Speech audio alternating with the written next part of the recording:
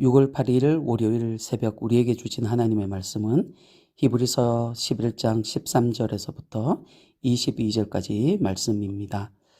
이 사람들은 다 믿음을 따라 죽었으며 약속을 받지 못하였으되 그것들을 멀리서 보고 환영하며 또 땅에서는 외국인과 나그네임을 증언하였으니 그들이 이같이 말하는 것은 자기들이 본향 찾는 자임을 나타냄이라. 그들이 나온 바 본향을 생각하였더라면 돌아갈 기회가 있으려니와 그들이 이제는 더 나은 본향을 사모하니 곧 하늘에 있는 것이라.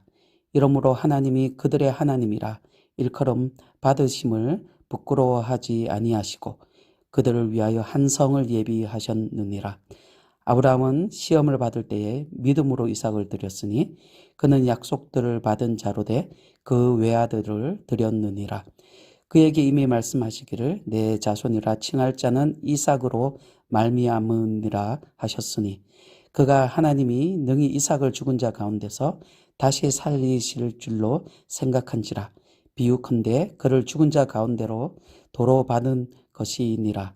믿음으로 이삭은 장차 있을 일에 대하여 야곱과 에서에게 축복하였으며 믿음으로 야곱은 죽을 때에 요셉의 각 아들에게 축복하고 그 지팡이 머리에 의지하여 경배하였으며 믿음으로 요셉은 임종시에 이스라엘 자손들이 떠날 것을 말하고 또 자기 뼈를 위하여 명하였으며. 아멘. 여러분, 성경이나 아니면 교회사 책을 보면 믿음의 선배들이 많이 등장합니다. 그들의 삶을 들여다보면 우리는 하나님의 선한 인도하심과 역사하심을 알게 됩니다. 믿음의 선배들은 강한 믿음의 소유자였습니다. 하지만 그들도 때로 한없이 연약한 그런 모습을 보여주기도 하였습니다. 이 말은 그들도 우리와 같은 성정을 가진 아주 연약한 인간이라는 것을 가리키고 있습니다. 그래서 그들이 믿음의 거장과 같은 삶을 살 수 있었던 이유는 자신의 연약함을 깨닫고 오직 하나님을 신뢰하고 그 인도하심을 따라 믿음의 삶을 살아갔기에 가능하였다라는 것입니다. 오늘 본문을 통하여 그들이 걸어갔던, 바로 특히 아브라함이 걸어갔던 그 믿음의 삶이 어떤 것인지를 우리 함께 나누고 은혜 받고자 합니다. 첫 번째로 말씀에 순종하는 믿음이었습니다. 창세기 12장 1절을 보시면 하나님은 아브라함에게 고향과 친척 아버지의 집을 떠나 하나님이 보여주실 땅으로 가라고 명령하십니다. 여러분, 아브라함이 살던 그 시대는 부족 사회였습니다. 부족 구성원의 숫자에 따라 세력이 판가름 나던 그런 시대였습니다. 한마디로 자기 부족에게 건장한 남자 숫자가 많으면 최고였습니다. 그래서 고향과 친척 아버지 집은 아브라함과 그의 가족에게는 아주 든든한 울타리였습니다. 자기 가족을 안전하게 지켜주는 그런 안전장치였습니다. 그런데 그것을 떠난다라는 것은 아주 위험한 선택이었습니다. 하지만 아브라함은 하나님의 말씀에 순종하였습니다. 그에게 하나님의 명령은 절대적인 것이었습니다. 여러분, 믿음은 이렇게 하나님이 나에게 절대적이어야 합니다. 다른 선택의 여지가 없어야 합니다. 오직 하나님만이 나의 모든 것이 되어야 합니다. 여러분, 인생의 방향과 목표를 정함에 있어서 많은 선택의 여지들이 있을 수 있습니다. 내가 생각하는 길이 있고 아니면 주변 사람들이 제시해 주는 그런 길도 있습니다. 하지만 그 길을 선택하고 결정함에 있어서 오직 하나님을 신뢰하여 하나님께 그 결정권을 내드려야 합니다. 아브라함은 그 선택과 결정권을 하나님께 내드렸습니다. 그래서 하나님의 말씀에 순종하여 아버지와 친척의 집을 과감히 떠날 수 있었습니다. 여러분, 이런 모습을 통하여 참 믿음이 어떤 것인지 우리는 배울 수 있습니다. 그리고 두 번째로 불가능을 가능케 한 믿음이었습니다. 믿음의 조상 아브라함의 믿음에서 그 절정은 바로 이삭이 잉태되고 태어나고 그리고 모리아산에서 하나님께 들임에 있습니다. 아브라함과 그의 아내는 이미 늙어서 아이를 낳을 수 없었습니다. 그래서 아브라함은 자기의 후손을 여러 방편을 통하여 찾았습니다. 하지만 하나님의 생각은 달랐습니다. 하나님은 이미 늙어서 경수가 끊어진 사라의 몸에서 약속의 씨가 태어날 것을 말씀하십니다. 이것은 생물학적으로는 아주 불가능한 일이었습니다. 그러나 아브라함은 하나님의 약속을 굳게 믿게 되었습니다. 그리고 그 믿음대로 하나님은 사라에게 이삭을 잉태하게 하셨습니다. 하나님의 은혜입니다. 하나님은 사라에게 이삭을 잉태하고 기를 수 있는 힘과 건강을 허락해 주셨습니다. 이 은혜는 아브라함이 하나님을 믿을 때 얻게 된 것입니다. 늙은 아브라함이었지만 그가 하나님을 믿을 때 하늘의 별과 같고 해변의 모래와 같은 후손들이 배출되었습니다.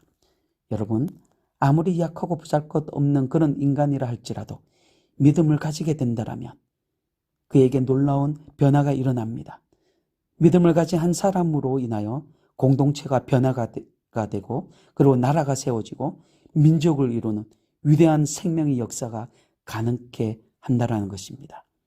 불가능한 것이 가능하게 됩니다. 사랑하는 성도 여러분, 여러분도 이러한 믿음을 가질 수 있기를 소망합니다.